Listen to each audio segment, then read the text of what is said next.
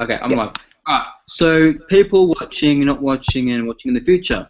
This is going to be a discussion on GMOs with Grimm. What's his last name? On here. Grimm. Mr. Grimm, is it? Mr. Grimm. Yeah. So Mr. Grimm, and he's anti-GMO. He's very. So yeah, we're going to have a nice equal discussion, at least briefly. And yeah, this should be interesting. With after show, of course, because that's fun. I might need a few shots of vodka. And you might want to tell the listeners just what GMO means if they don't know what Oh yeah, GMO yeah, stands true. for. Hey, oh yeah, good point, Steve. I'm off the chops. Okay, So good boy. GMOs is genetically modified organisms.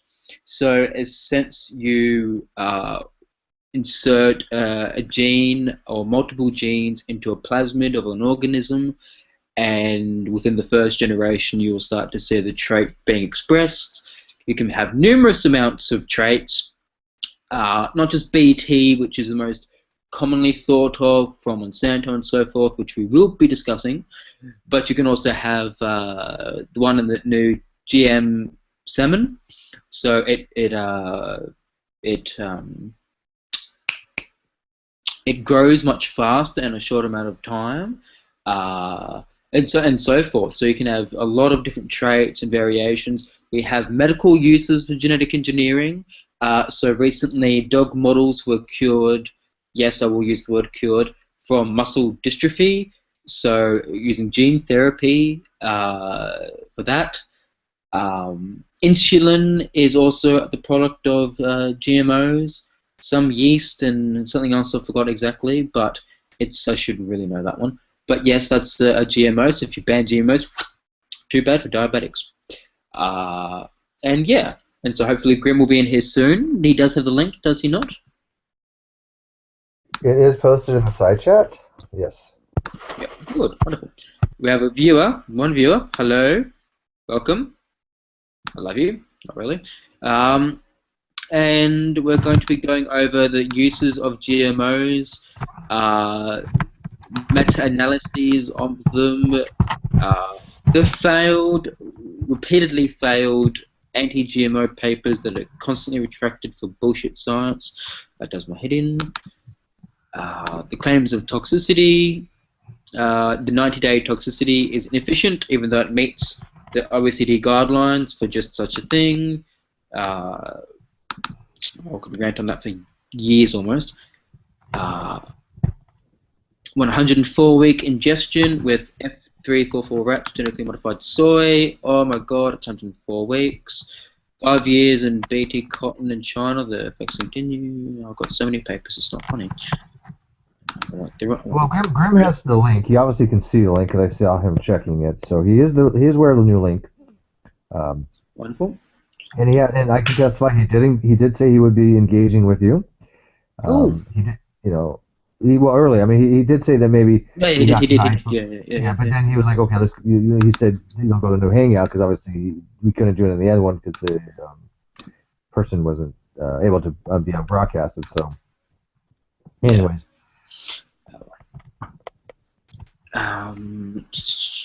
I'll also go over very quickly glyphosate and so forth because okay, fuck, I'll do it now. Not a GMO, it's glyphosate. So glyphosate's the main composite in Roundup, and the IARC report recently from the World. I have to mute you for a sec. I can't even mute you. No, okay. The report was a clusterfuck of a thing, and I was disappointed from a branch such as IARC from the WHO to produce such bollocks. If you go to their references and look at the studies they quoted from, a lot of the studies they used were insufficient. Even the papers themselves admitted the methods had strong limitations to them. And so forth. So there was a lot of holes in what they referenced. And it's just a classification. I mean, shit, hairsprays were also put into the same category.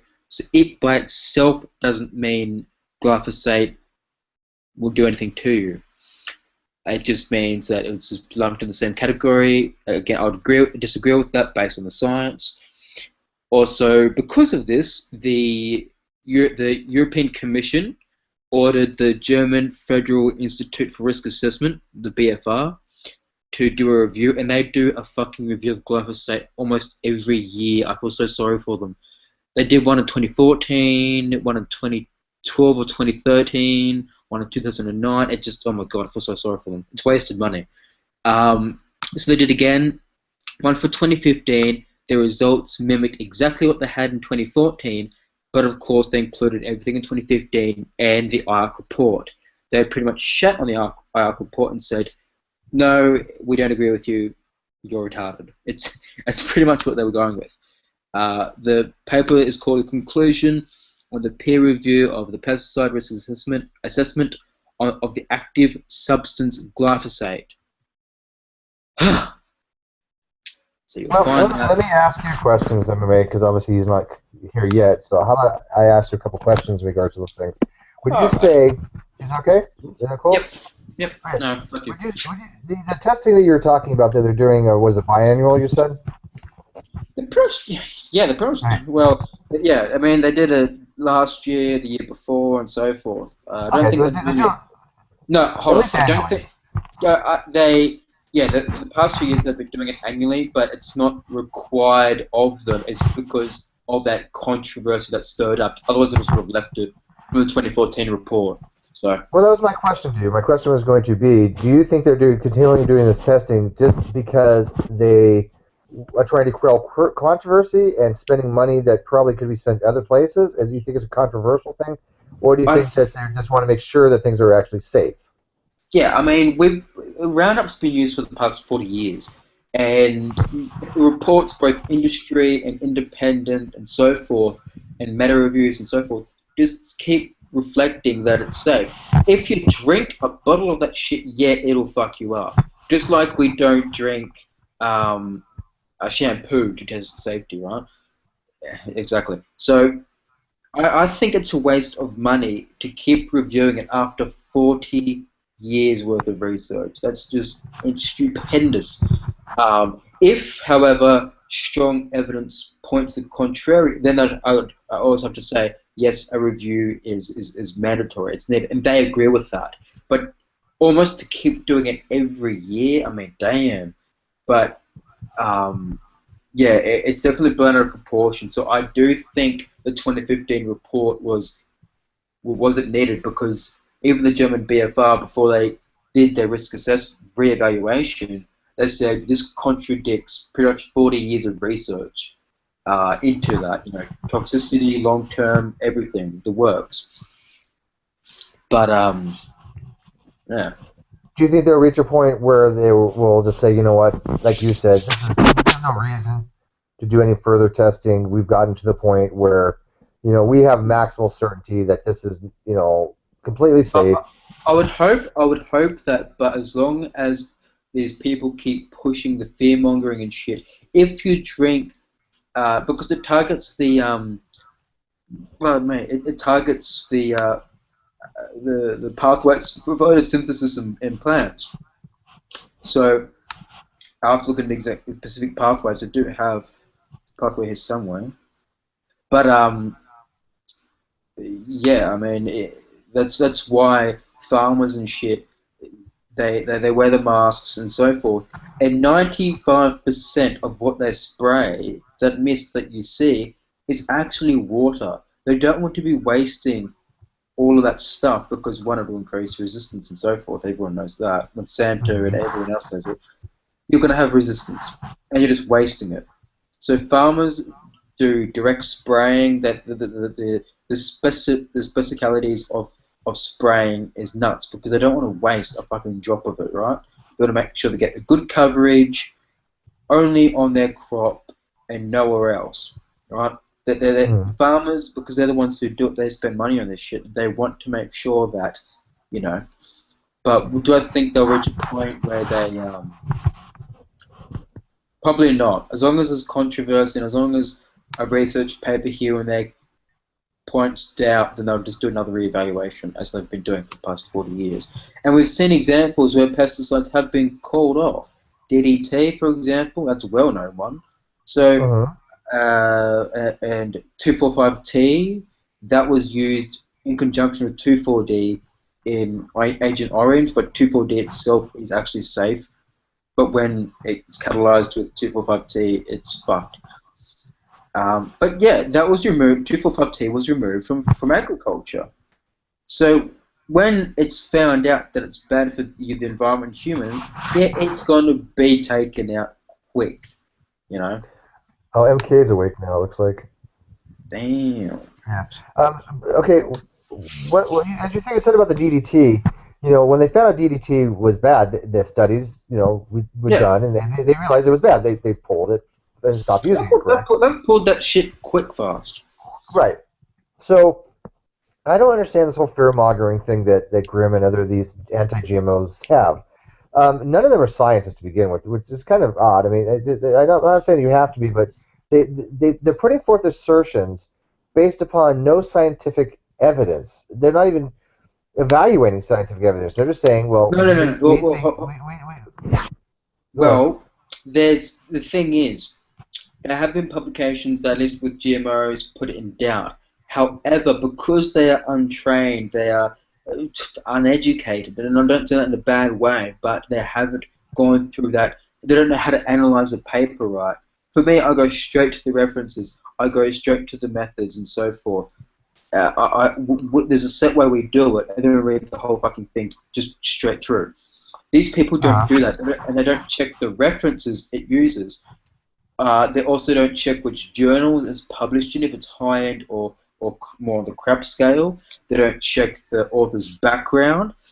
So for Eric Selene, he's been avidly anti-GMO. Same with Judy Carmen, which Grimm has already used as evidence against GMOs. And I pointed him that a few of the flaws in the study of Judy Carmen's, where they used the wrong method of testing for intestines of the inflammatory response. And if you compare that to the controls were sick. The organic. You said the paper was retracted, right? Yeah. Okay. Now, if can you demonstrate it was retracted? Do you have evidence it was retracted? Oh, yeah, boy. Okay. That's nice. Spell retracted. I spelled retracted right. First. I'm retarded. Now, let's go with that. Let's say that you do. I can't check your sources right now, but if somebody else wants to, but if that paper has been retracted, boom. For Grimm to use that paper as a source, would you consider that to be dishonest? Well, yeah. Yes, exactly. So this is from Eric Selene, retracted long-term toxicity of Roundup herbicide, yada yada, fucking yada. And these are all the response papers, letter to the editors of the paper. Look at all this shit, Look at all that. I can't see. I'm going to screen sharing right now. I don't see anything. Present to everyone. Okay, there we go. This is retracted. This is a fucking retracted paper. It's gone. Okay. It's gone, skis. However, it was republished, but how it was republished is the question. Guess how it was? It was paid to be into another journal. So it bypassed the peer review process. Of course, so I have to cite my sources. The paper. I think they also changed the name of it as well. But Google. But yeah, it was paid. Oh, actually, I might have a bookmark on that already. GMOs, Selene. What an odd name. Which does happen. Creationists have been known to do that. Dembski did that. He took the back channels and got paper, Yeah. But again, it didn't pass the peer review process. It just sidestepped that to be paid in. So I'm like, congratulations. Right. And also, hold on, the French and the Health Canada and so forth made comments on this, right? And like, yeah, no, it was heavily flawed. But the French, because Selene and his team were French and so forth, and so I'll have to pull up the screen share. But the French body on regulations there called that out and said, oh, that's heavily flawed. 1 second. Share, screen share. Give me this bitch. Screen share here. Present to everyone. So opinion of the French Agency for Food, Environmental and Occupational Health and Safety concerning the analysis of the study by Seleni et al. In 2012, toxicity, long-term toxicity, yada yada, fucking yada. And they go through and point out the flaws in this. Fucking papers on this, and so when they say the French are against it, it's like, heck no. While I'm at it, I'll also pull up the. Do I have them? I have them here? No. No. Well, here's another question then while you're looking at that. Do you really think that if these people that want these GMOs labeled, if they got their way and there was labeling, which I do believe would be cost ineffective to do so, there's just anything that we change anything, there's going to be an increasing cost to the consumer. It's just a given. That's how our basic economics works, right? If you require a company to label something, they're not going to pay for it. They're going to pass that labeling cost to the consumer. We all know this. Yeah. Now, my question to you is, even if they did have GMO labeling, do these people really think that that'd be good enough? Well, here's the thing. I used to be on the fence, slightly leaning to against labeling. However, Campbell's Soup actually did something pretty fucking smart, and anti-GMO people didn't catch this. They thought, oh, they're labeling GMO, that it's GMO, they're using GMOs and so forth, will win for us. But if you read what's suggested for the labeling, they say in the next thing, just under it, they say that we support the use of GM, something along the lines of we support the use of GMOs, and we see no concerns to safety and something along those lines, right? So they say, yeah. So they say this contains GMOs, and pretty much we believe that that's safe and so forth based on scientific evidence. So like a little disclaimer kind of thing. That I would be in favor for because it shuts them up about labeling and so forth. But then it addresses next that it's pretty much safe, and the anti-GMO people didn't catch on to that, so it's straight over their heads. And that would be good with label something too, wouldn't it? Though, if you're going to label something and say required to, you say, you know what? Yeah, we use GMOs, and you know what? We're proud of it because GMOs have been around for 20 years, feeding the starving people, in other foreign countries. Been determined to be safe, blah blah. And if they label something like that, that could actually be a very positive thing to that product. Yeah, very positive. Right. But however, so in that set, I'd be all for it.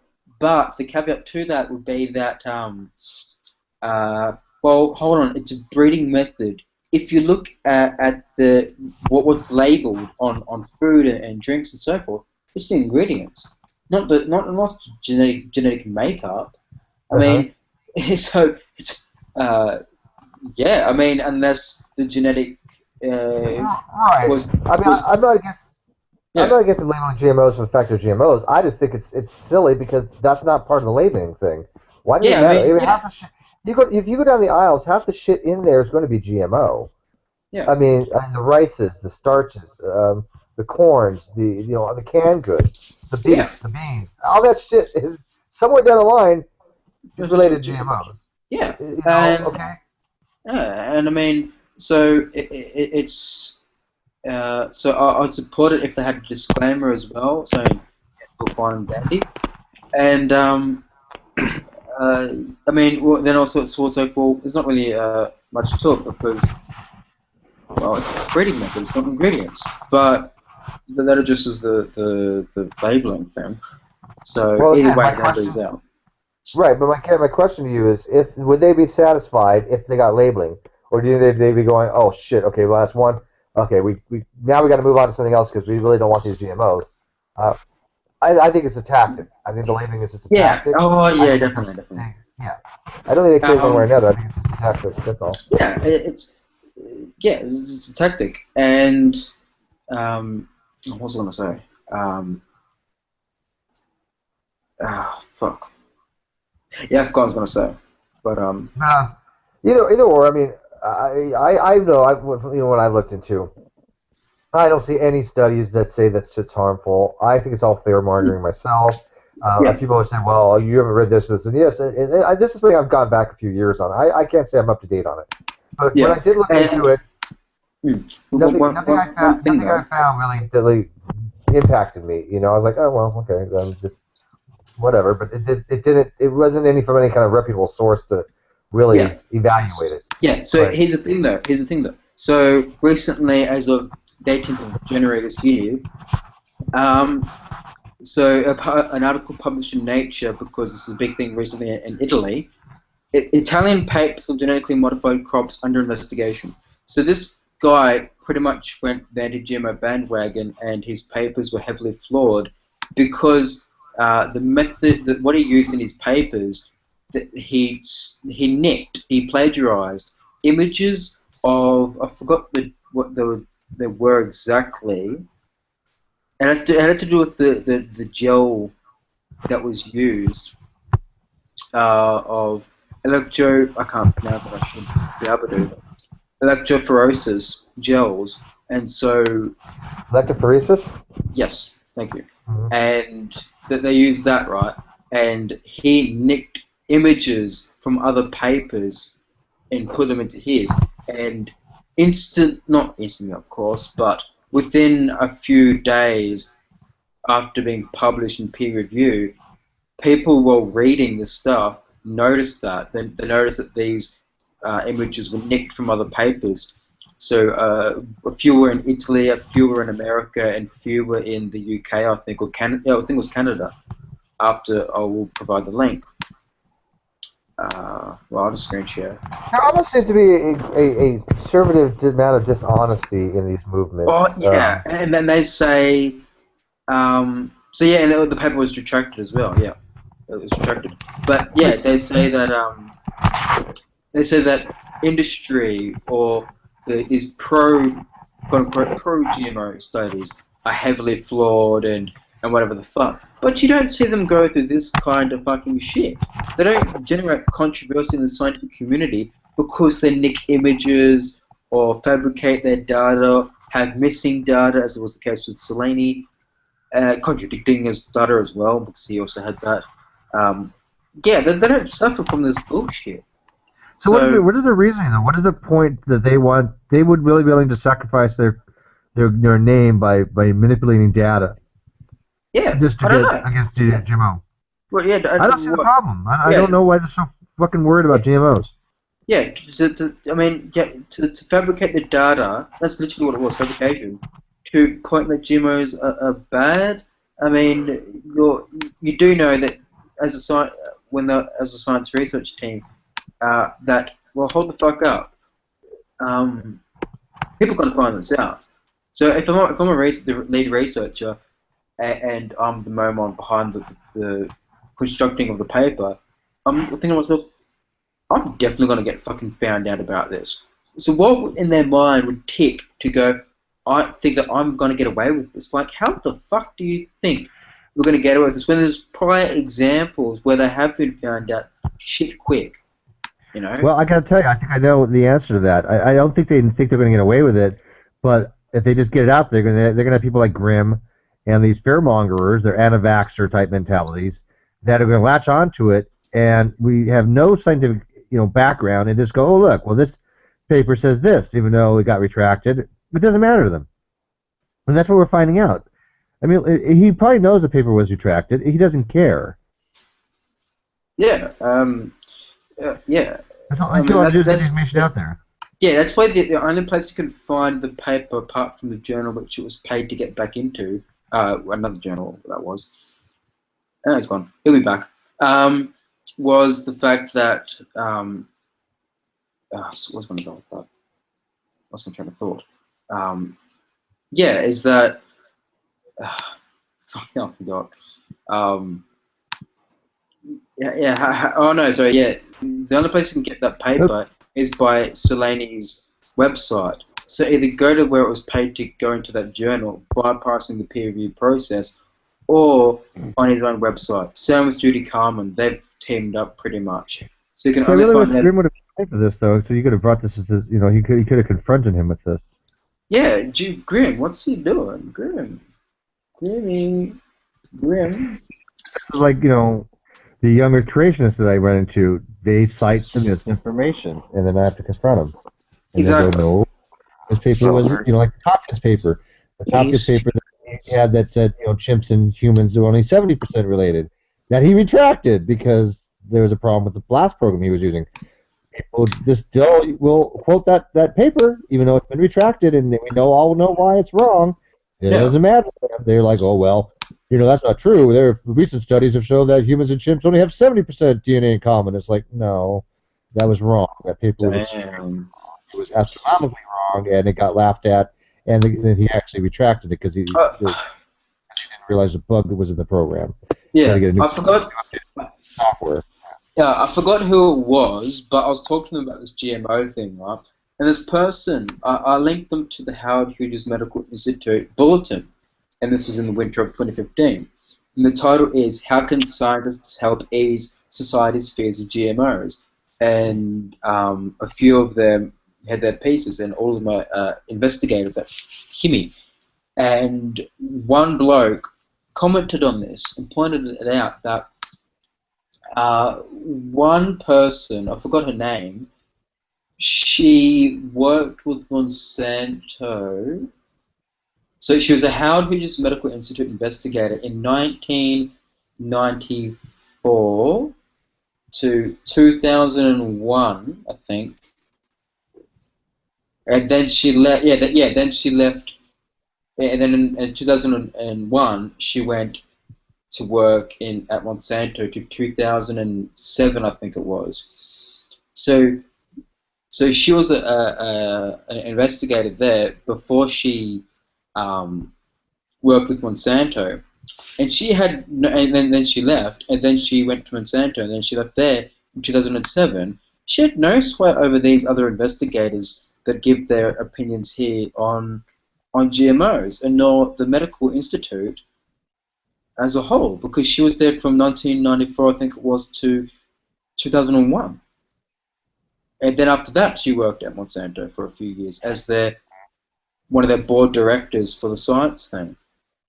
Because she had impressive credentials behind her, she also worked at Stanford.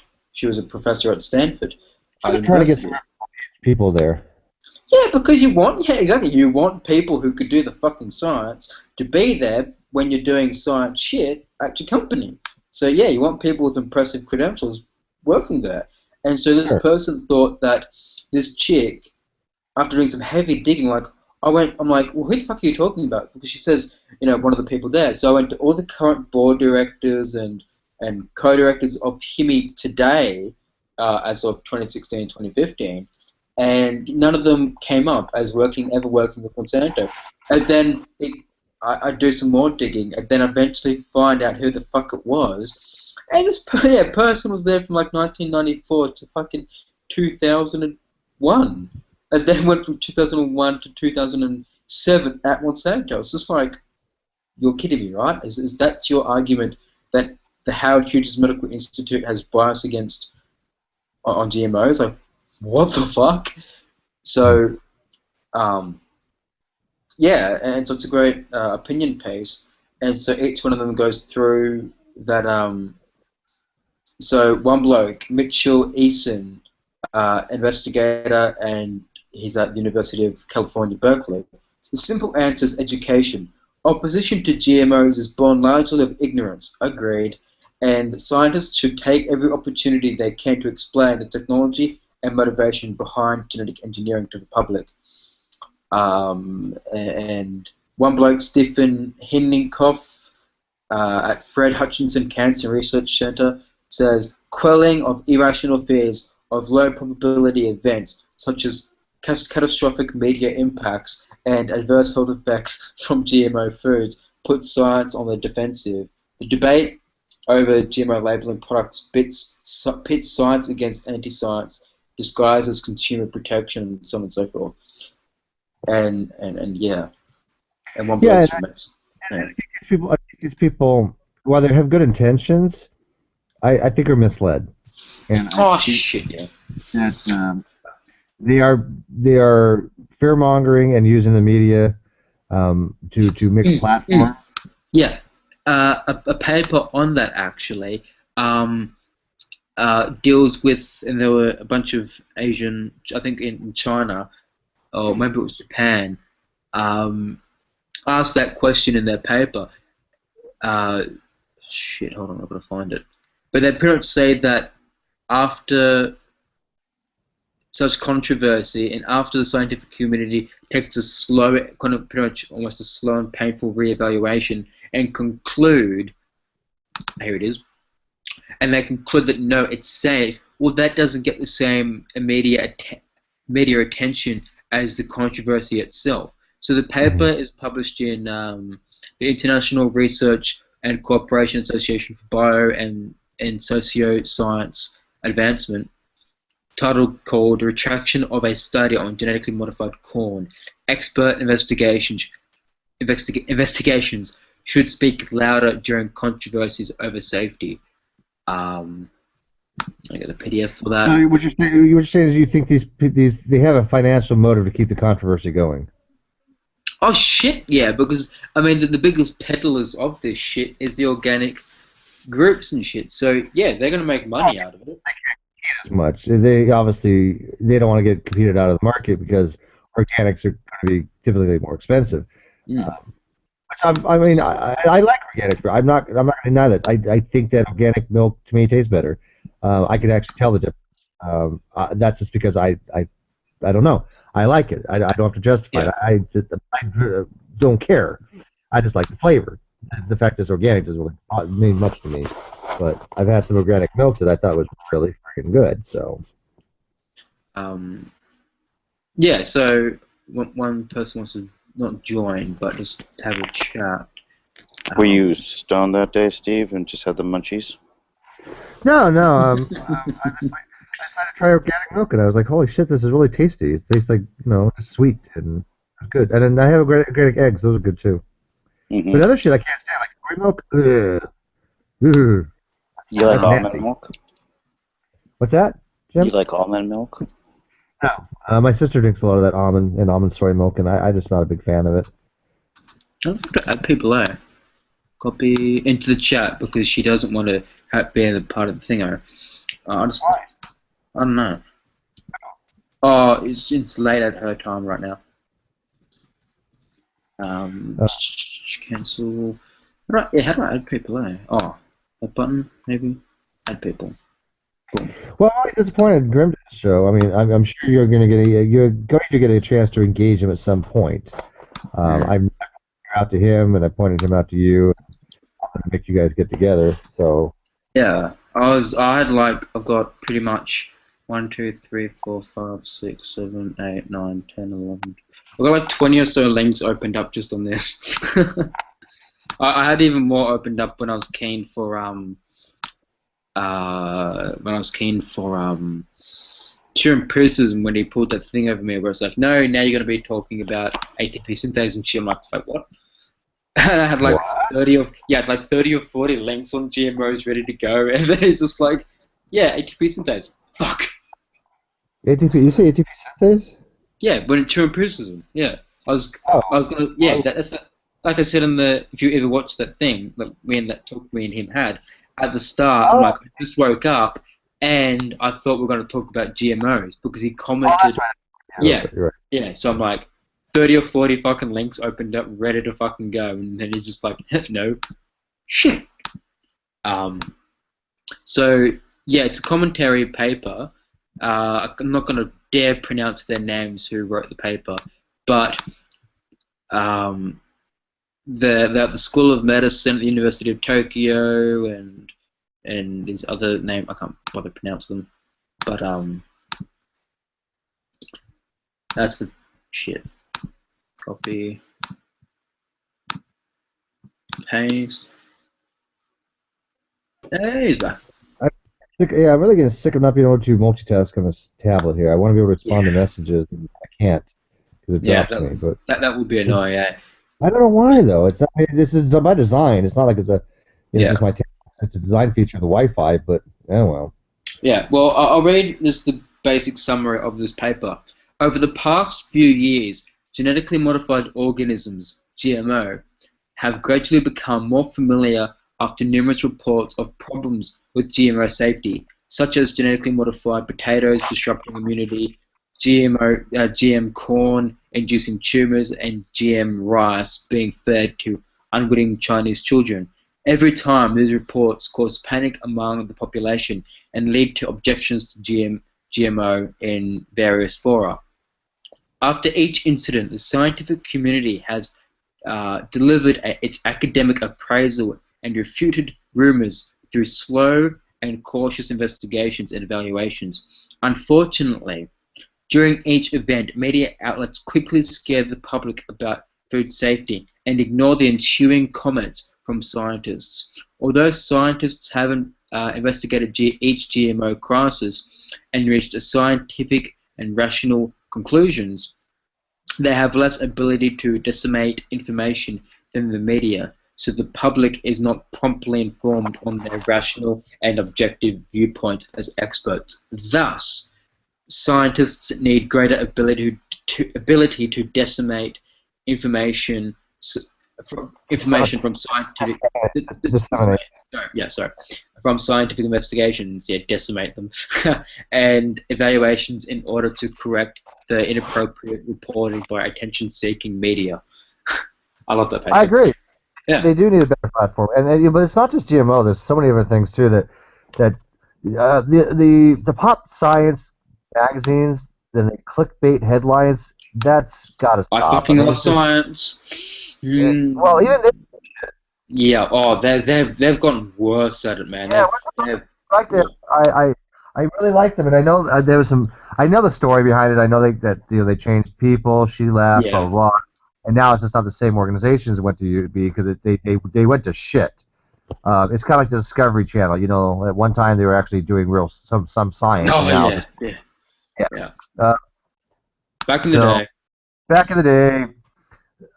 So I agree that they don't have the dissemination ability that these fear-mongering people do because the media will attach onto it better. I mean, they want controversy. Yeah. Yeah, exactly it. And who benefits from the organic groups. And one article from the Hoover Institution at Stanford, they've got an article called "The Truth About Dirty Organic," and I just love that title. But I'm gonna pull it up in a sec. I'll screen share it as well because By the way, I love to do that. Angelina's listening, and so I just want to shout out to her. I don't know what position she has on GMOs, but no, I've asked her, but I don't think she responded yet. So yeah, so this article goes very well into a lot of stuff about organics and that they're actually less safe in some cases. I have to find the where is it say? we gotta get Angelina involved in the Great Debate community. I mean, I know she's young; she's only like 13, but hey, if you're gonna throw down, I don't have a problem with the age if you're gonna be able to hold an articulate conversation. But yeah, where's the bloody? I've got it on my other account, my Instagram account, where I took the screenshot of this one thing. It goes on to about they're more inclined and susceptible to viruses and so forth than the GMO ones.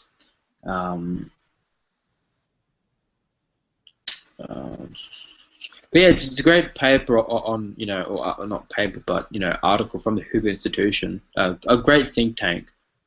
Well, and let me ask you this: people are so concerned about GMOs, but these same by the way, good night, Angelina. These same people that are complaining about GMOs are the probably ones who go out and eat McDonald's 3 or 4 times a week.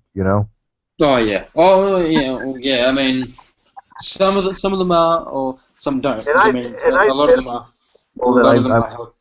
Yeah, I'll go eat at McDonald's every so often, but I gotta tell you, I'm not lying here. I'm not trying to make this up, but McDonald's fucks with my system. It really does. It's not my head. I've actually done control groups where I'm like, okay, I won't eat it for a week. I'm gonna go have this breakfast. I'm gonna see how what happens, and sure as shit, especially the breakfast, the sausage burritos and the egg McMuffins, and oh my god, my stomach just goes to shit because it's such a high fat and sugar and salt and nitrate and we're all combined together. My body does not like it very much. It makes me really bloated and gaseous and just feel like shit, right? Yeah. But I like the food. the food's tasty. I like the breakfasts. What can I say? But Yeah, exactly. So this article goes on to say that a study published in 2012 in the Annals of, I love that, annals, not annals, it's just annals, anyway, of internal medicine by researchers at Stanford University's Center for Health Policy did a meta-analysis of 237 studies to determine whether organic foods are safer or healthier than non-organic foods. They concluded that fruits and vegetables that met the criteria for organic were on average no more nutritious than their far cheaper conventional counterparts, nor were these foods less likely to be contaminated by pathogenic bacteria like E. coli and salmonella and so forth. So, yeah, oh shit, go on. And yeah, they're more susceptible to these kinds of contaminations. So they're highly advantageous. And then I'll go on to here at Oxford University Press, and this meta-analysis suggests and shows from 6 nations or whatever it was, 6 world regions and all these countries combined, that the results show that GM crops perform better than conventional, organic, in agronomic and economic areas, especially BT cotton, in developing nations. And that's the target, developing nations. Because, they've got shit soil, they've got shit environment and so forth. They need it most. Yeah. I think what it is that people they hear the word GMO and they know it means genetically modified, and they instantly jump to oh my God, genetically modified sounds dangerous. Yeah, and I have the same problem in the nuclear field. People hear things like nuclear radiation and blah blah blah, and of course they jump to fear-mongering because they don't understand how a nuclear power plant works, and they're like, oh, well, it can explode like a nuclear bomb, and all this other stuff. It's like, no. I've had people, I mean, you can't even tell you how many people actually have argued me that. Oh, well, Steve, yeah, of course it could blow up like a nuclear bomb. We're just lucky it's never happened. I'm like, what? No. Yeah, exactly.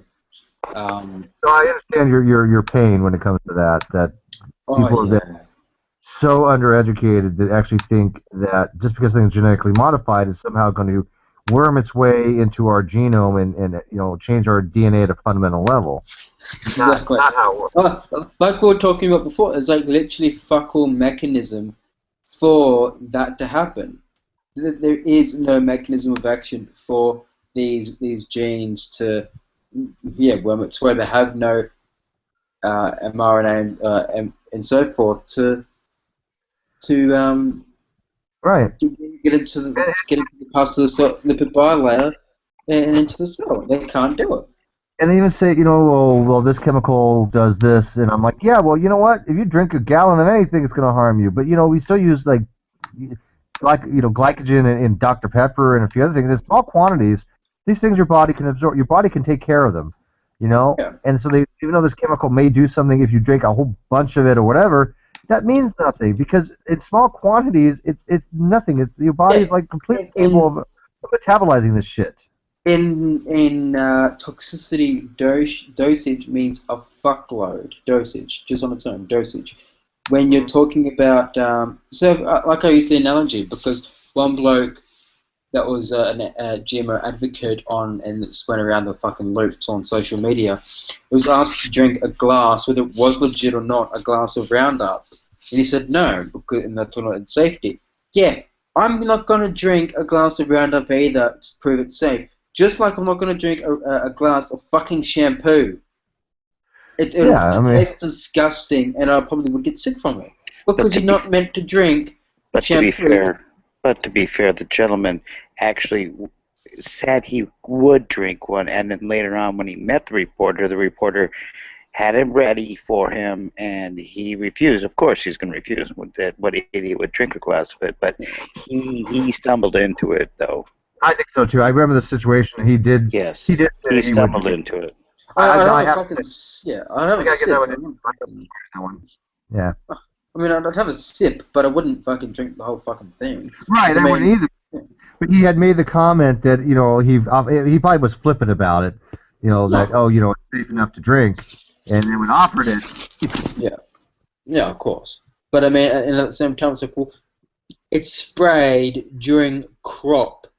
You don't sprinkle it on when you're fucking, making your meal. I mean, shit.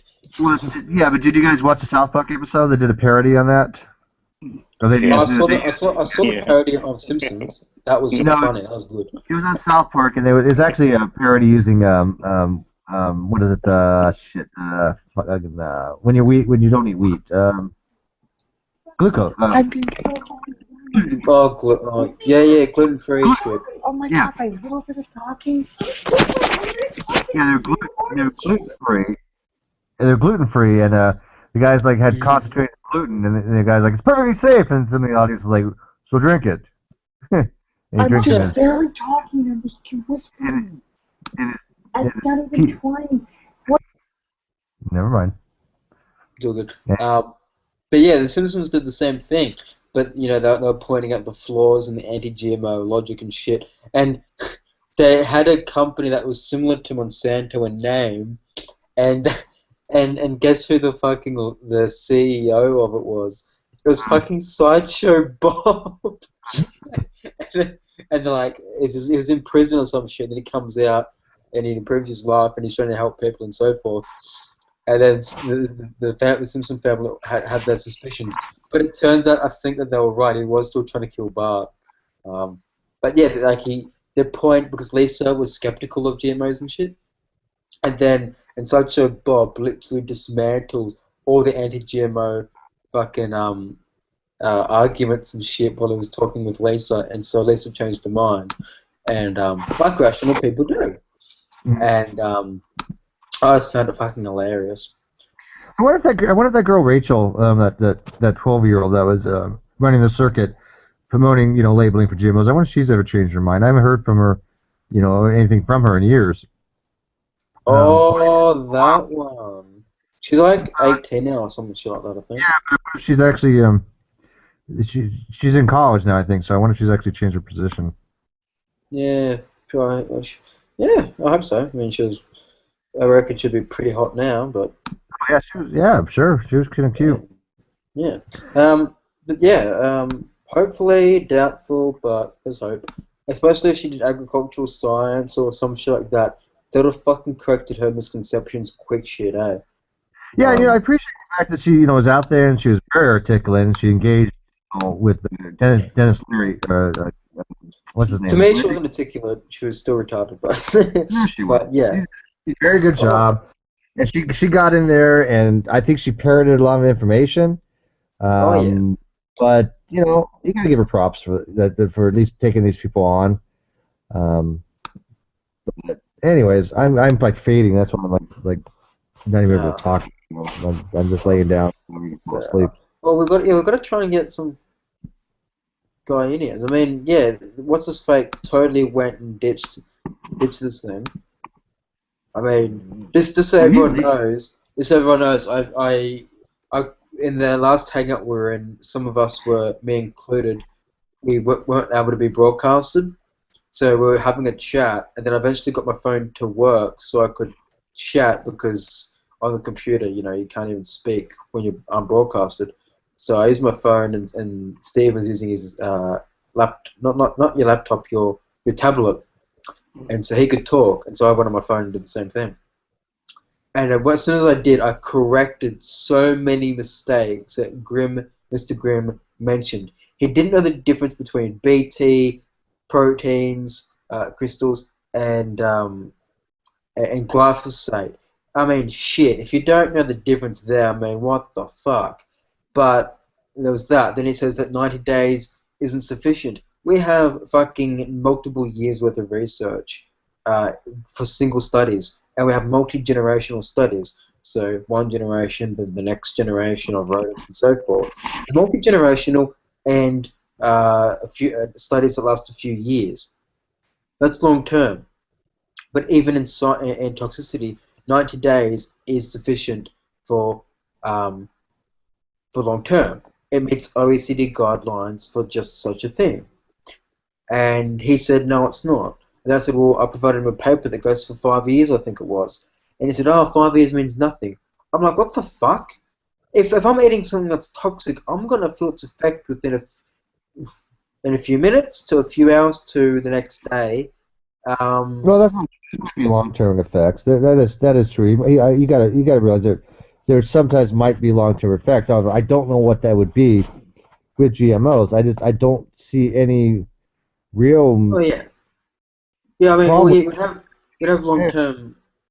I Yeah. don't think he even has a problem with the genetic aspect. I think he's looking more of the fact they're proprietary and he's really about more monopoly kind of thing. And Well, no, he did mention that the health aspect, and he started several studies. he kind of backed away from that after I was like, well, give me the mechanism how this all works. I don't understand Yeah, how. I mean, so they have these people most have issues with the BT because if you have other issues with other traits, then you're a retard because the other traits don't aim for anything to be target specific organisms. So with a paper published in Microbiology and Molecular Biology Reviews from the American Society of Microbiology, a paper called The Role of Receptors in Bacillus thuringiensis, I can't even pronounce that name, crystal toxin activity. Um, and so this bloke these two guys that were the author, both at the Department of Biochemistry at Cambridge. And that they go into the specifics of how this receptor works, um, and specificity. And there's also another paper as well covering just such a thing. And so it's highly specific. We humans and other animals and organisms don't have the receptor that this cryoprotein goes for. It's physically impossible. And if it did, we'd see the effects within a few days. Well, Um, I'm hoping that you have a chance to talk to him one on one. I'm sorry you didn't. I'm yeah, trying to get you guys together, so that's why I made you aware. I think he dropped out as he's soon as you started going after him, but whatever. yeah. I try He doesn't and like to be challenged. He doesn't yeah, like to have somebody on an intellectual level that actually knows the topic. Because I've confronted him before, and I yeah. confronted him on active anti-vaxxing, and I'm sorry, but he was just parroting nonsense. Shit. I wanted actual research that showed, that there was any kind of correlation and especially causation of Yeah, autism from vaccines, and of course, there just isn't any. We know that. yeah. And Just his main argument, his main argument was just, oh well, allergic reactions. I'm like, well, yeah, you can have allergic reactions. Nobody's denying that, but you can have allergic reactions with anything. exactly. But with the egg reaction, it's very rare for even those who do. I could have 100 people that are allergic to one of the things they use in vaccines. I forgot the exact name of the component, but it has to do with eggs, right? And I could give it to 100 people, and of those, probably like one or two will have a reaction from it. So even with Right. people that are allergic, it's very uncommon. But even then, they have other vaccines to go to, or they can just rely on herd immunity. Um, so yeah, and that, Jesus Christ, and that wouldn't reflect. That wouldn't have anything to do with autism. They also mention people like Tommy with the sidetrack, but with the vaccine thing. He uses a study by Stephanie Seneff. She does a lot of good research, but in fucking at MIT. But at MIT, she does computer science and artificial intelligence, and her paper that's predicting autism by 2025, half of Americans will have autism. Then the simple logical next question would be to that is, well, what about when you hit 2050? Are you saying all Americans will have autism? What the fuck? And then you can also refute it by the means. But that's the logical follow. If by 2025 half Americans have autism, extend another 25 years, and well, shit, are you saying that all Americans will have autism?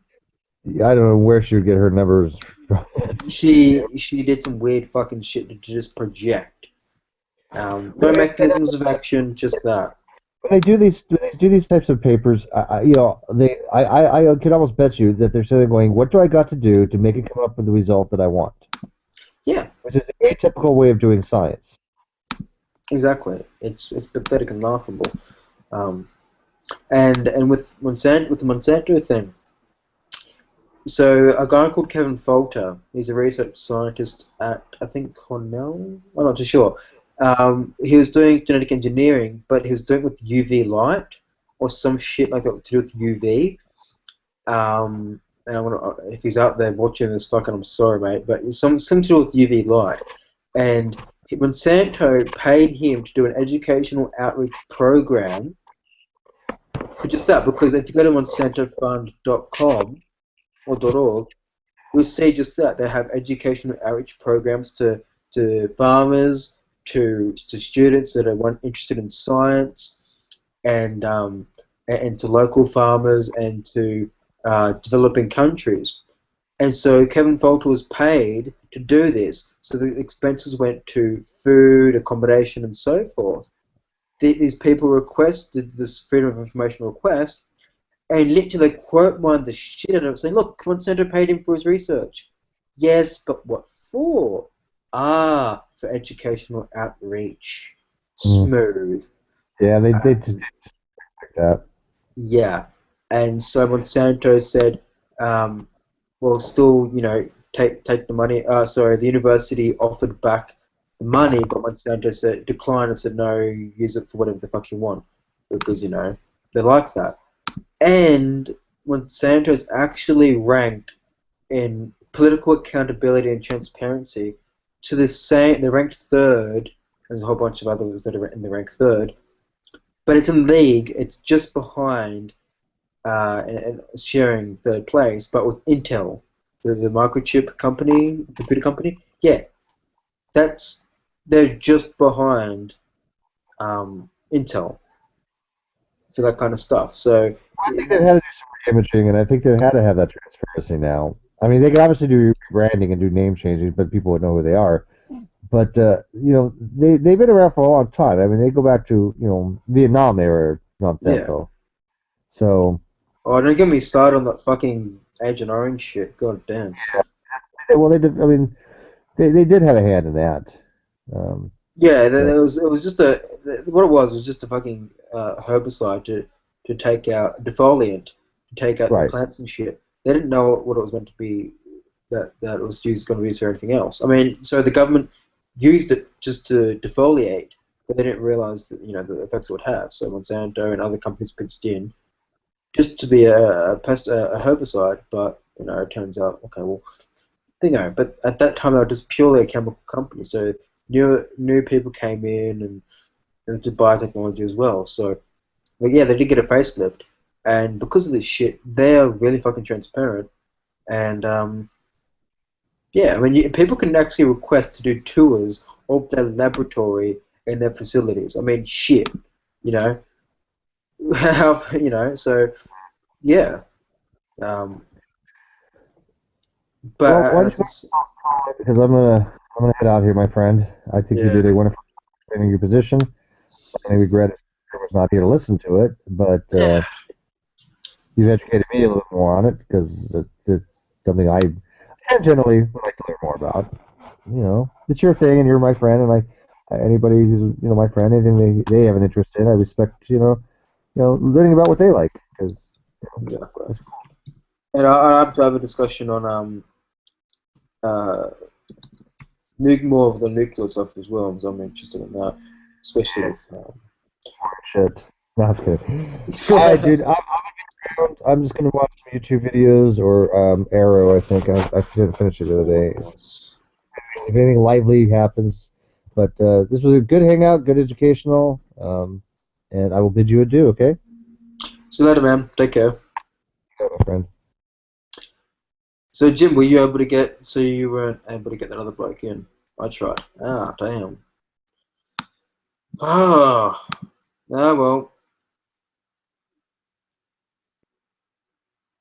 Good show. I think I'll. Do you know anyone to bring in? Yeah, hopefully I can get other people in here. People watching, feel free to join in. If not, suggest to other people who might be interested in the topic and see if they can come in. Again, I was supposed to have this discussion with Grimm, Mr. Grimm, but he ran for the hills, I can assume, because we were talking and he said that while he wanted to go, he did say that that yeah, he'd be keen for it, and you know he was avidly engaging me. So yeah, I can only assume that he would be able to. And I did give him the links, and so did Steve. So he is without excuse, but of course there can be excuses that are perfectly fine and natural, of course. But yeah, I would tell him well in advance. Jim, do you know how I can bring up a Q&A at least? Or is it too late to bring up a Q&A? Because then at least I can get maybe some people asking and answering questions and I can address them. Chat, showcase. Aha, there we are. This feature's disabled. Well, that's lovely. I can address them. Sup, Astus? Hey, hello. Oh, so close to getting an anti-GMO guy in here, but that didn't turn out to be. Yeah, I've He ran was. into you a couple times. Oh, I was keen to rip him one because at the time I was hidden from broadcast and Steve was as well, but because he was on his tablet. What? All right, take care, Jimmy. At the time, yeah, he was able to talk, but I wasn't. And so for a number of minutes, he was just spouting shit after shit. Like he didn't understand what the difference between BT. Yeah, I think I remember you saying some of that. I was listening on the outside. Yeah, and I was like, oh, you got the Yeah, and I mean, I'm not even an expert in any of that. I mean, I forget the BT. What is that? BT cryoprotein. Right, it's a modified protein, right? Or it comes from the organism that's it's just given BT. I can't pronounce its name. It's given that gene sequence to express that BT gene in the crop, right? Yeah, in the plasmid. Right. And the stuff that they spray on top of it. Yeah, but it does reduce its use, and Mm-hmm. there's a meta-analysis called a meta-analysis of the impacts of genetically modified crops published in PLOS One, and the two German scientists at some university in Germany, and it finds that GM technology adoption has reduced chemical pesticides by 37%, increased crop yields by 22%, and increased farmer profits by 68%. And there's other papers reflecting the same kind of stuff. And so yeah, because I mean that they're now able to spray less because the BT tackles that stuff already. But they still, of course, need to spray it on there, but you know, it does reduce it. But yeah, the BT literally has no mechanisms of action to harm human cells or even the biota in us. It won't do shit. That it doesn't have the receptors for it. And yeah, and he didn't understand that. So if you're trying to argue against, and the funny thing was, he said there's only one paper proving GMO safety, and I'm just like, oh dear God, in my tabs I had like fucking 10 alone, and he says like there's only one that exists. Fucking bollocks.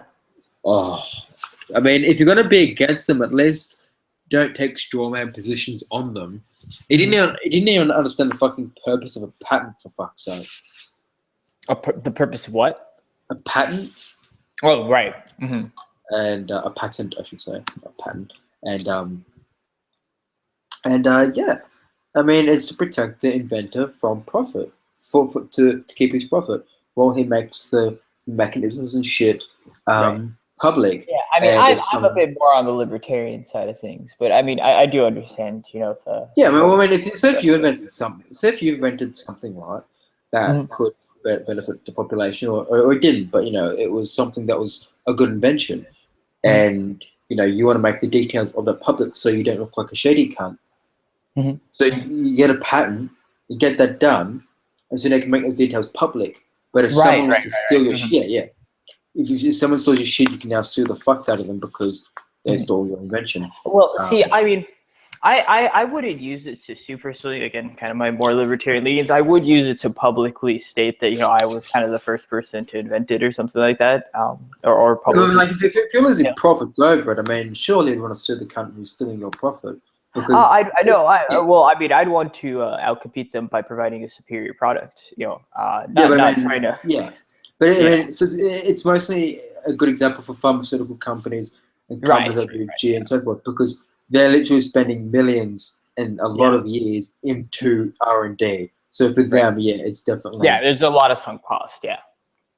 it makes sense because I mean, shit, getting profit. Everyone wants to get a profit on whatever the fuck they're doing.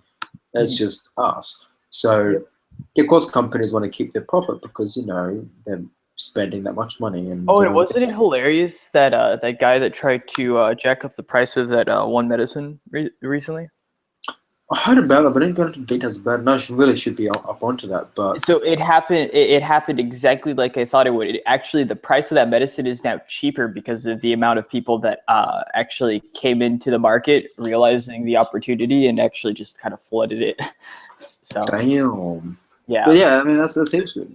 I heard about it, Mhm. but I didn't really follow up onto it. Oh yeah, exactly. Yeah, everybody's like, "Oh my god, it's gonna be so expensive." But yeah, no, there's a whole bunch of people that are like, "I don't care if this guy bought the patent." It was pretty much generic at that point anyway. So I don't think he would have had any teeth behind it anyway. So it doesn't seem like he does, or is gonna try just because of all the bad publicity he got. Well, do you know who Jim was trying to get a bloke called Horizon 52? Do you know that? No. Oh, and got Lost Horizon 52. Oh, yeah, put that Mm-hmm. in the chat. Shit. Yeah, I was trying to figure out who the bloke is. And he said he tried to add him, but her. This must be her. But yeah, Yeah. it is actually really late here in the U.S. Damn. That Because you're in explains. I mean, Australia, right? yeah, Yeah. it's 9:16 p.m. Yeah, I mean, I really wasn't planning on hopping in. I was listening on the outside of you guys, so it's almost my bedtime. Do you know anyone who would be interested? No, but like I said, I definitely would be interested in doing the nuclear talk because I am a nuclear hobbyist. Oh, nice. Not that I like actually do anything with nuclear. I just Yeah. am fascinated with Yeah, nuclear dude. technology. Dude, fucking, I don't know how. So have you pronounced his name? He tried to get me on the nuclear thing, and I'm just like, okay, so fourth gen nuclear reactors, and then Yeah, he's like, they don't exist. I'm like, yeah, but they're working towards it. Bernie's yeah, policy would fucking prevent that from happening, pretty much. right. And he's like, no, Yeah, Bernie's for nuclear. I'm like, no, go no, to he's not. philtheburn.com. Yeah, Yeah, and it says he's trying to reduce them. What the yeah. fuck? Yeah, I completely agree. Actually, the one idea I had, and Steve liked this, it seemed, is to go over all the different safety benefits of all four generations and compare and contrast them. Oh my god, hold on, okay. Seen in the GMO talk thing? I just figured out who it was. Mm-hmm. Lost Horizon 52, right? I want to bookmark a thingo and follow her. But so just before, and if you're watching the whole way through, I'm not sure if you were, but I did you watch the whole thing or a No. decent amount of it? I jumped in almost at the end. Okay. When you So talking about the difference between BT and glyphosate, that's when I got in. yeah. So well, I don't know if it was before or after, but did I mention that the GMO people would use an article from PLOS One about genes, quote unquote, complete genes in the blood system? Did you catch Nope. that? Oh, that. Oh gosh, that's. Yeah. But no. I But just that I don't think you mentioned that. I think you mentioned that before I started listening. yeah. It just turns out that I just went to this chick's profile and she mentioned the fucking paper. If you, I'm gonna pull it up right now. Fuck it. Are you able to see my screen? See Just a the screen sec. because Jesus fucking Christ on a stick. Not yet. Okay, I'm just sharing now. Present to everyone. So she's got this thing seen, right? Okay, you see it? Boom. Nope. Nope. I don't see anything. Well, you don't see my screen. Nope. She Let me see. maybe click on my I'm presenting to everyone, so that should be presenting to you. Yeah, you are. And let me see. Is it visible on YouTube? So she's There you obviously go. trying to get she's obviously trying to get this GMO thing. Haha, we don't use that for genetic engineering. We don't use a fucking syringe. Anyway, and she's linked it there again. What the fuck? Anyway, so let's look. I've dealt with this paper so many times because it's perfect. It doesn't deal with GMOs. For fuck's sake, it doesn't mention GMOs anywhere. God damn.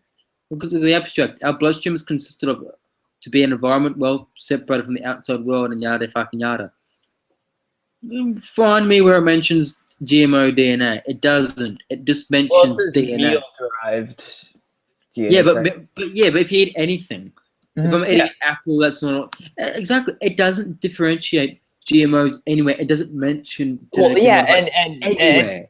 and the other thing is that I mean that still doesn't mean that those DNA fragments are getting anywhere near any of your DNA. But exactly because our DNA is in a cell. It has to have a mechanism, messenger, Like a virus, with the engineering that we were talking about last time. So I've hit find Genetic therapy. Yeah. Right, GMO. Oh, here we are. Oh, so it just talks about that it's talking about that it's an issue. Click on the number 4. What's that? What's that link lead to? 4. Yeah, GMO issue number 4. Yeah. Yeah, but it doesn't show. This doesn't show that genetically. It just mentions that that's an issue for these people, but it doesn't say that they've found implications for horizontal. Yeah, it doesn't say in that in the article. What does the article say? How long does it last in the blood? But even then, how would that differentiate from organic? Well, yeah. I mean, just pieces of DNA. I mean, it's DNA no matter fucking what. Of Georgia DNA, I guess, smells and fucks. But you don't mention, and for fuck's sake, I have to look at these authors and see if they've got any publications that are anti-GMO. But why don't you just talk about also normal GMOs? Because I mean, what the fuck? Because that paper shows that you can detect. I mean, again, we do it in liquid biopsy. So we know you can find complete genes or whatever have you inside the bloodstream. It happens. And that other paper just mentions normal DNA. It doesn't make a distinction, but it says that through this paper here, that's one of the concerns. But there's no unique risk because if genetic engineered DNA could do it, well then so could other normal DNA, foreign DNA do it. So, full text HTML, I have to find and fuck you. Let's just read the abstract. I feel so shit reading just the abstract. The fate of the dietary DNA in the gastrointestinal tract of animals has gained renewed interest in the curve of GMOs.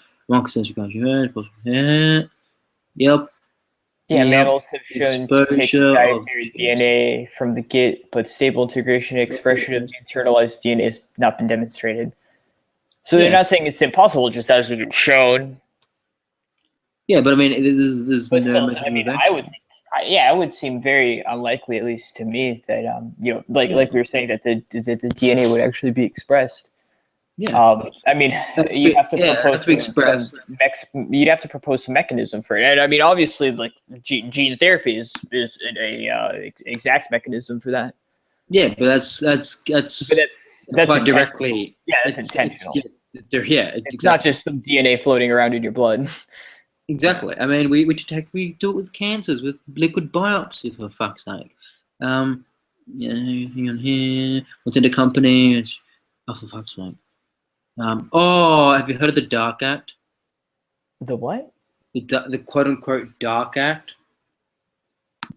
They spell it as the Dark Act, and I have to pull it up. But literally, it's not called that. They think it's what Monsanto has done to try and get the upper hand in the legislation. But literally, it just says that, amongst other things, but it's an equalizer. GMO products can't say they're superior in health and safety and nutrition value unless that's the trait. Mm-hmm. They're non-conventional. And non-conventional, so organics, can't say that they're superior in safety and quality and so forth than than GMOs. So it's an equalizer act, and they call it Dark Act for some god knows what reason, but I forgot what it's called. But yeah, and they spout that and all sorts. Could you share this thing onto your page and see if you can get more people in here when you go and so Okay. forth? Because yeah, because again, for those people watching, I was meant to get Mr. Grimm in here to argue against his anti-GMO and get him in here and defend his position. And he's ran for the hills. So the Hangout link is also in the comment section where you watch this video live or some shit. So I'll share it around as well. Yet again.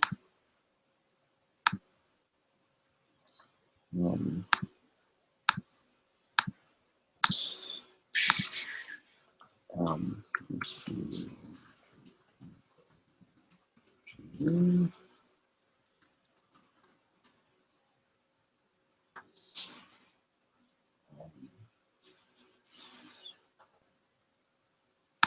Yeah, I was really keen to rip that guy a new one.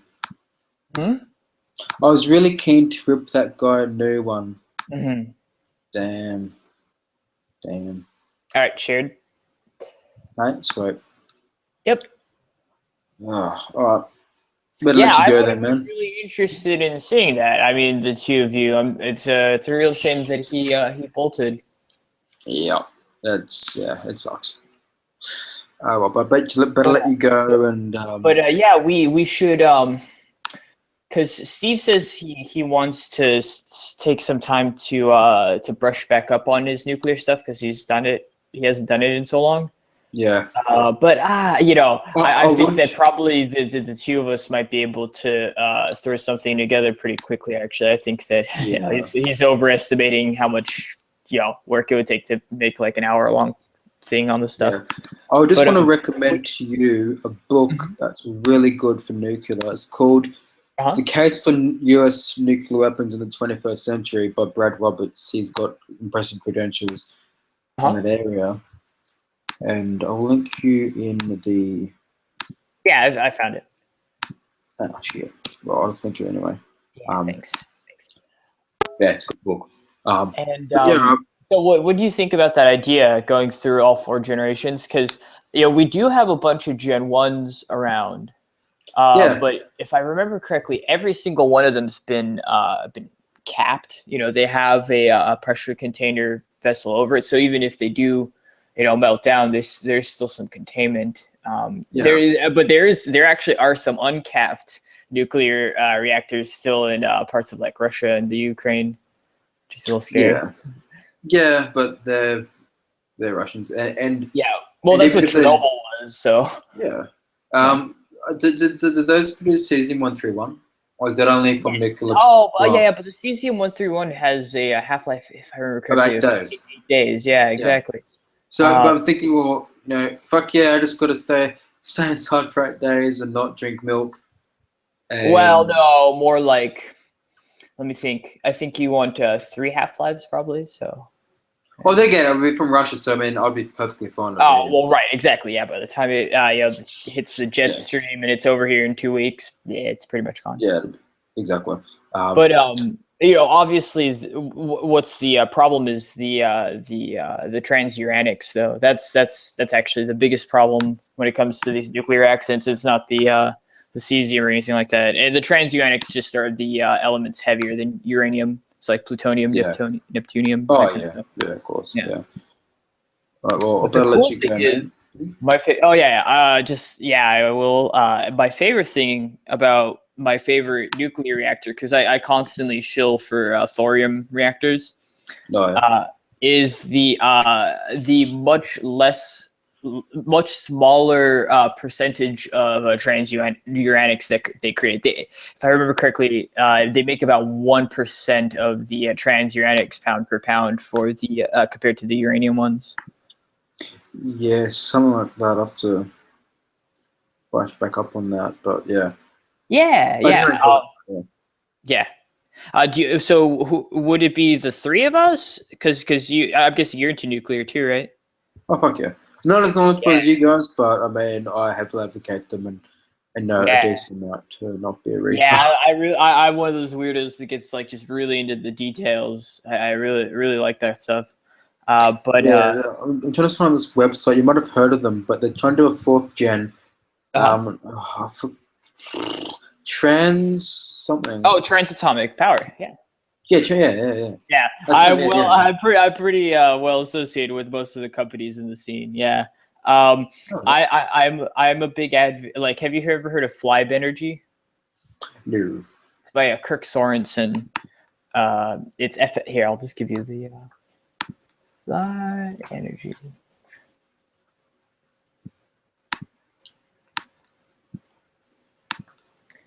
Yeah, I'll give you the wiki link actually. Well, have I given you the wiki link for this stuff before? I don't know. I've passed it out so many times it can't hurt. So. No, you didn't link this one. I think you linked to something else. Yeah. But yeah, I had to laugh and Yeah, no, you didn't link me this. All right. Yeah, that I'm a very big advocate for that technology, the LFTR, liquid fluoride thorium reactors. Actually, since I haven't linked you that, here I will give you. This is actually like the best intro into this technology. It's like a 5-minute video just on the benefits compared to uranium. I'm actually, I can't believe so many people actually opposed to the Iran nuclear deal. I'm like, do people actually know what the fuck it infringes on them and shit? Yeah. I mean, I think it probably should have been a bit more stringent because I think that it is pretty lax with like the checkups and that kind of stuff. So that's what I'm mostly worried about it. I think it's all right so far, but I mean, if they could make it, I mean, they had to find a fine balance between Iran, so I think they got the best that they possibly could with Iran's approval. But, yeah. I mean, the Department of Energy has a nice video on that, and it's through the White House as well. I'd love to see that, actually. The bloke who's the head of the department, no, he's the IEEA, whatever the fucking acronym is. He's got a funny hair and all that kind of stuff. He's grey hair, and he's the IEEI. Fuck. Oh, international thing for nuclear. Right. Yeah. But he did a great video on the Iran nuclear deal and the steps it takes. But, interesting. I don't think I've heard of him. It's a INEA, right? Something like that. It's nuclear. Oh, that's not for nuclear. I failed. I can get to the Department of Thingo. It's the IAEA, Yeah. and the video. Yeah, the International one. Atomic Energy Agency. Yeah. Yeah. This. I was thinking of the video here in the side chat. That's Awesome. the video I'm referring to. Yeah. Thanks. Awesome. I will put this on my watch list. Oh, it's only 4 minutes Yeah. long. Okay. Yeah. Yeah, I'm gonna go ahead to sleep. So it's good talking, and I'm sure see you around. All right. Catch you later, man. Later. All right. So people watching, feel free to join. I had this guy, Mr. Jeremy or whatever his name was, and yeah, he bolted when I started this hangout. We were having a discussion, and he got so much wrong about GMOs and shit. It was fucking pathetic. He confused glyphosate with BT. Yeah, I mean, that just tells you enough.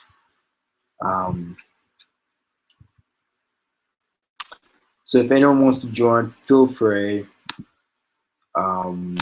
GMO, pro-GMO, anti-GMO, pro-Monsanto, anti-Monsanto, or any other such companies, feel free to join. I've got so many tabs and shit opened up, I could go on for ages. But it would be nice to have opposition. So, yes, do join. I'll screen share an article by the Howard Hughes Medical Institute. Share. And they give their opinions on just this exact thing. So there's only a few of them. But yeah, it's mostly blind of ignorance. And the uneducated public. The Scottish government, when they banned cultivation, said that it wasn't for any scientific reasons, it was purely political. And when you have something like that, I mean, come on, how dishonest can you be? And this is because the European Commission allowed that. It used to be a fantastic policy where it used to be science-based, evidence-based. They had to, a member state had to produce evidence of adverse health effects. But in early 2014, I think it was, they said, fuck the science. We're going to allow politics to fuck shit up. And now a member state can just say, hey, we don't want GMOs. Fuck you all, and go down that way. Whereas it used to be that to produce the evidence for such a thing. So it's incredibly dishonest and it's disgusting. It's pathetic. It's yeah. There was a letter to the Scottish government about this from a number of European scientific and academic bodies and even farmer unions commenting, pretty much what the fuck. What is this bullshit? I'll pull it up in a sec if I find it. And for the Scottish government.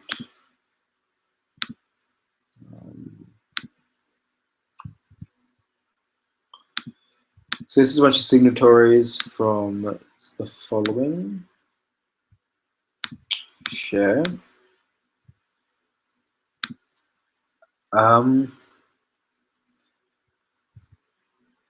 Yeah, and so in a moment you'll see the number of. Let's have a look. So you have the Academia Europaea, the Biochemical Society, and I do have the position statement opened up. The British Society for Plant Breeders, it's lagging behind a bit, but all these institutions and universities and so forth pretty much signed saying, what the fuck? And lastly, the Royal Society. And it's probably more since then. I have to check up on this exactly to see if there's more that is signed on to. But you get the point. Farmer unions, universities, and so forth. And look at that, European Academy's Science Advisory Council signed on to this. So you can't get any more anti-science than that. And that's the troubling thing. It's an anti-science position.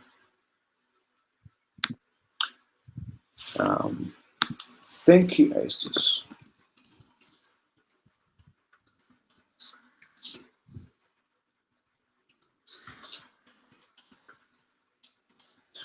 My voice.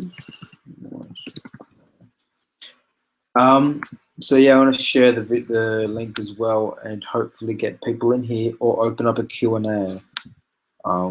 It says feature disabled, so I think it's too late to do such a thing. That's kind of shit. That's real shit. But again, if any people watching are pro or anti-GMO or want to go into a different topic, that is perfectly fine. You don't need to go on camera or whatever have you. But you know, it would be nice to have someone who's got an opposite, a different opinion. I can go into medicine because that's my little ray of sunshine. That's my baby. I study, so it can be numerous amounts of things. But I would like to stay onto this. I'll share this other thing from the Health Canada, and they address Seleni's fucked up paper that was heavily flawed. So they reviewed the paper and found that they reviewed scientific and industry reports on the literature, and both Health Canada and CFIA reviewed the information, and they said the author's conclusions are pretty much unfounded, unsupported. As a result, these two governing bodies they don't need to change existing policies. So yeah, Australia, Food Standards Australia, New Zealand, and so forth also did a review, and they found the same issues and problems. Sample size was lacking. The data, there was missing data. There was a whole bunch of problems with the paper, and so hence it was retracted. He then got his paper republished, but he had to pay for it, thereby negating and bypassing the peer review process. And that's just pathetic. So if you result to that kind of stuff, I mean, you know, how fucking low can you go? Grimm, Mr. Grimm also said that 90-day studies aren't sufficient. Wrong. Fucking wrong. They meet OECD test guidelines. Number 408. So, and that's just for long. It's 90 days does meet long-term study requirements. It is a long-term study if it's 90 days. But we have a number of them that go beyond 90 days. We have multi-generationals. We have studies that go for 3 years plus. We have literature reviews that cover 10 years. The European Union had a report called 10 years, a decade of GMO funded, EU-funded research, and it concluded the same thing. There's no evidence to suggest adverse effects to humans and the environment. I'll pull that up in a moment, hopefully. So yeah, I'd also like to point out that GMO usage has gone up. This paper called Global Status of Commercialized Biotech/GM Crops in 2014. I will screen share. You see that GMO usage has gone up dramatically.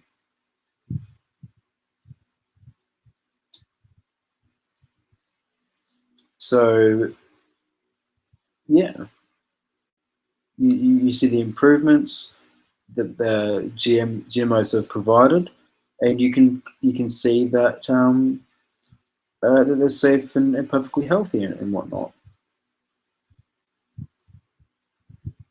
And it's a long report, so I won't show it all. But I suggest you do see that it's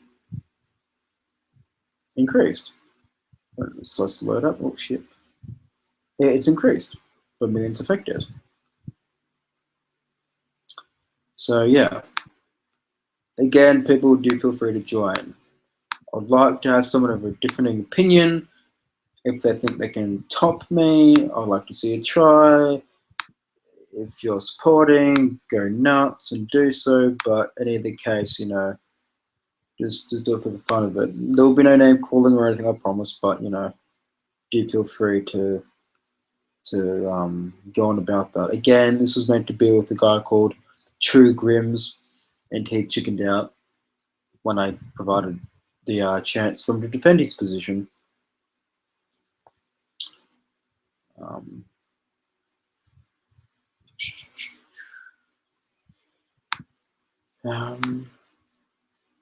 sharing this around as much as I can. And for the people in America, it's pretty damn late over there. It's early morning. For me, it's only 9:43 p.m. So for us Australians, you know, it's perfectly fine. But because it's American, most guys are in America, it's early morning for them. So can't blame them. What communities are there I can go to?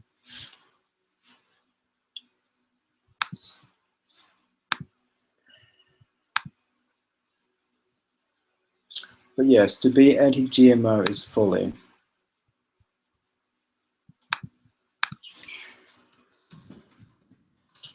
Okay.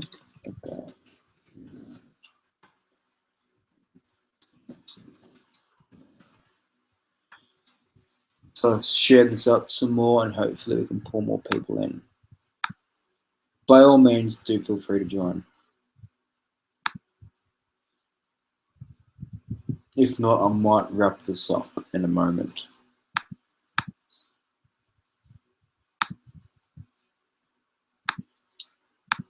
Home.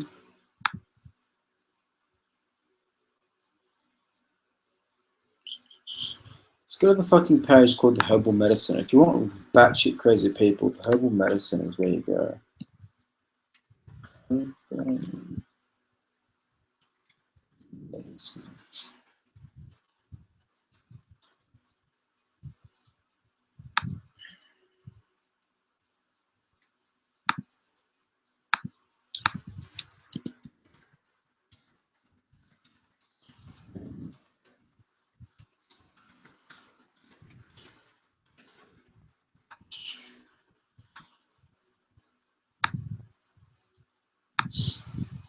So yeah, screenshot. I put it in the Herbal Medicine page, and yeah, see if these people will join, or just watch, or whatever the fuck. I don't know. But yeah, the moment I presented the bloke with a chance to defend his position, he ran for the hills. He said glyphosate is different from the same thing as BT. That's fucking wrong. He said there's only one such paper that exists proving GMO safety. He's fucking wrong there. He doesn't have a purpose of a patent. He thinks a patent is to prohibit testing being done on the product. Fucking wrong. It's to protect the inventor. There's been a few thousand papers on GMO safety. Pretty much all of them showing safety and so forth. Shit, even now I'm getting tired. But yes, people do feel free to join for whoever the fuck is watching. Do feel free.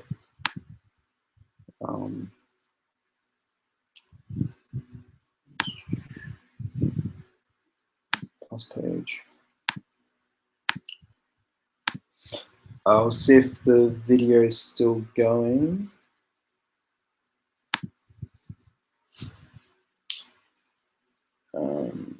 Yeah, the link is there in the comment section, so you can join if you want. So the link to join the Hangout, I should say.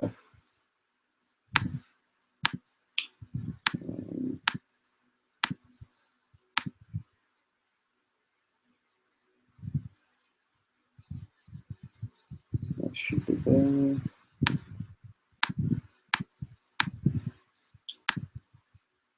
But yeah, in a few moments I'll close this off if no one's going to join or whatever have you. Pro-GMO, anti-GMO, whatever your side is.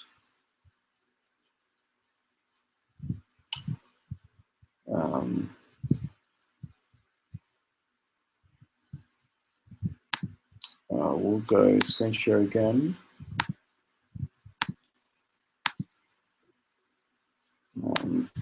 So this is the scientific committee, the Common Select Committee, made up of scientists and so forth, and they pretty much go with the position that all these tough regulations and so forth are unneeded.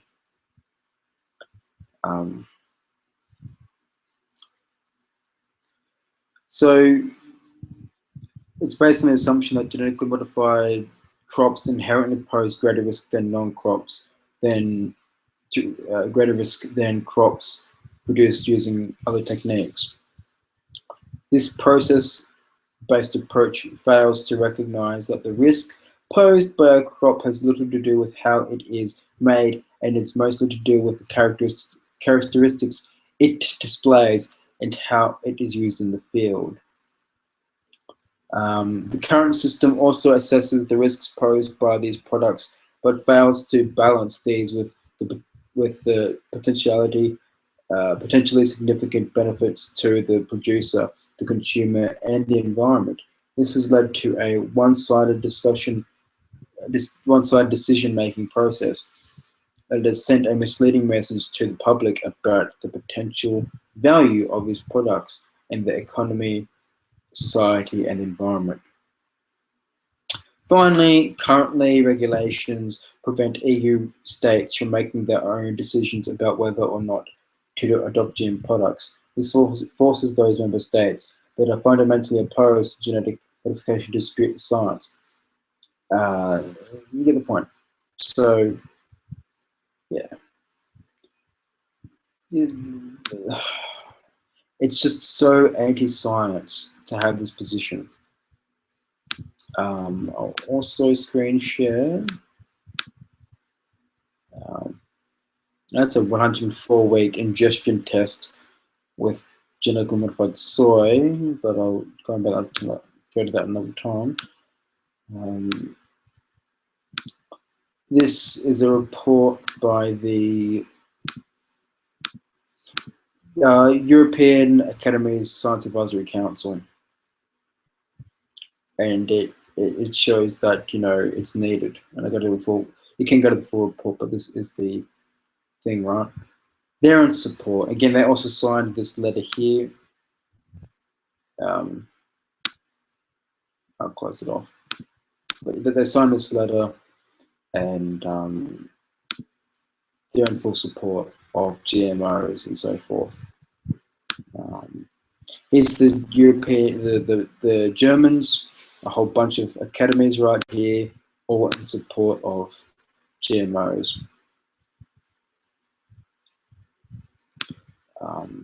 They have a report as well that covers 25 years of GMOs and so forth, but it's in German. I've read, you can use Google Translate, but it's a pain in the ass because it is a long thing, but they do conclude that it's a safe thing. So yeah, to be anti-GMOs is to be a bit of a scum. It's safe.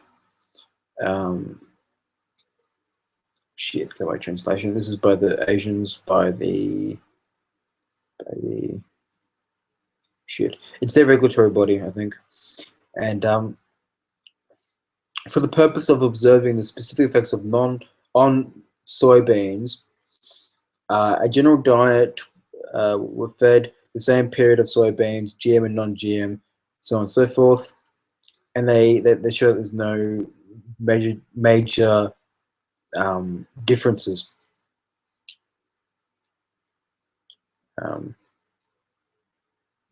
Yeah. Here's also the guidelines for 90 days. Law Cornell, same thing. the European Food Safety Authority on the 90 days again. Boom, headshot. Headshot again. I can just go on. No, I'll open that up twice. And on. This has to do with the BT specificity and so forth.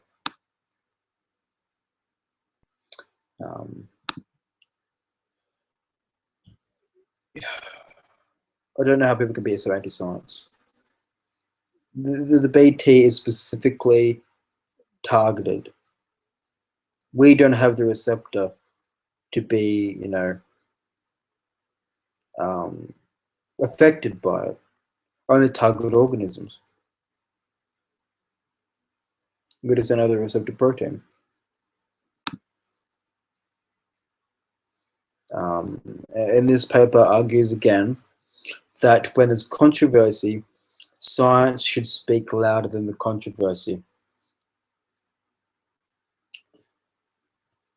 That the scientific community gives a slow, accurate reevaluation, and they conclude that GMOs are safe and whatnot, and the media goes straight over the heads. So this basically argues that science needs to speak louder, you know. And yeah, you really need to evaluate the science of it. And these people have no grounds on that, to that effect. Some people have an issue with Monsanto. I'm not paid by Monsanto as well. The shirt you see talking right now is a custom made. On the front it says I love GMO. It's custom made. I spent my own money on that. But yes, it's funnily enough, Monsanto is ranked 3rd in political accountability and transparency. In the same category, in the 3rd category, as Intel, the guys that make the Intel chips, i7, i6, and so forth. And not i6, the i5, i7, i3, all that. Yeah, Monsanto is just behind them in the rank. To find political files. This ranking was done by when it loads.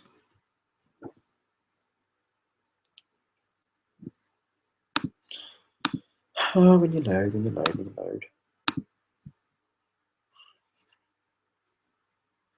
The Center for Political Accountability, the Carol and Lawrence Zinkland Center for Business and Ethics Research at the University of Pennsylvania. And it's 500 companies that are reviewed, all in America. And I'll screen share this course. Where is it? Screen share option.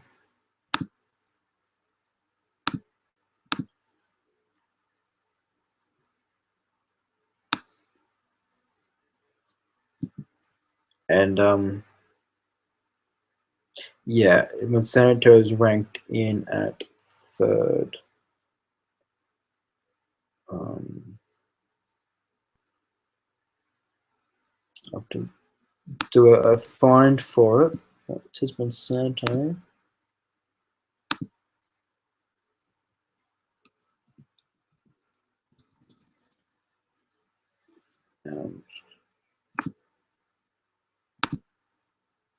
So yeah, right there you can see it's behind Intel Corporation. So a number of them are in 1st place, 2nd place, 3rd place, 4th, and 5th. And as you can see, yeah, Monsanto just there, right behind Intel, in political accountability and transparency. And Monsanto is the newcomer to the top 5, and yes, ranked in number 3, behind Intel. You Americans will recognize the rest of these. I can only recognize Microsoft. I don't recognize any of these ones because I'm Australian. But yeah. Yeah, Monsanto is damn good at what they do.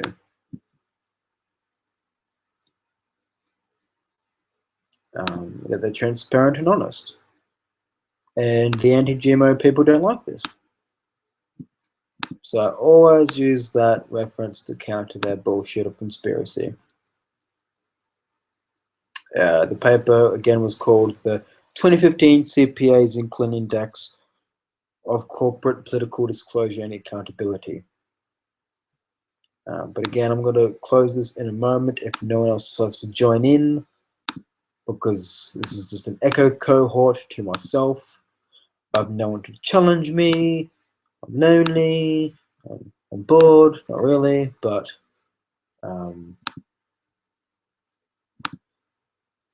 yeah. So if no one wants to join in, this will be wrapped up. I'm busting my chops trying to find people. There's only so much you can say on this topic without repeating yourself, and I don't want to repeat myself. I would repeat myself if there was someone here to argue against, but you know what I mean. You know, it's just, yeah. Well, looks like no one else is joining, so those who watched throughout, thank you very much. Again, this was meant to be a discussion with Grimm's, Mr. Grimm's. He fucking ran for the hills when the position was given to him. We were in discussion before. He fucked up a lot on the basics, confused the fuckload. So, yeah. Hopefully we can have that discussion with him another time, but yeah, he ran for the hills. We can all agree, hopefully. Again, there could be an excuse. So I'm free to give him that, but it did seem like he ran for the hills.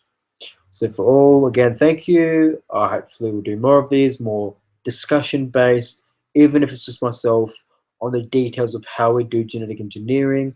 I've done it with E. coli, with the green fluorescent protein, so very basic stuff.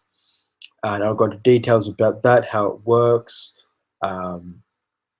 all sorts of things. But this was just simply to debunk the misconceptions about GMOs, the myths surrounding it, and with Monsanto as well, because he's also a conspiracy nut with that.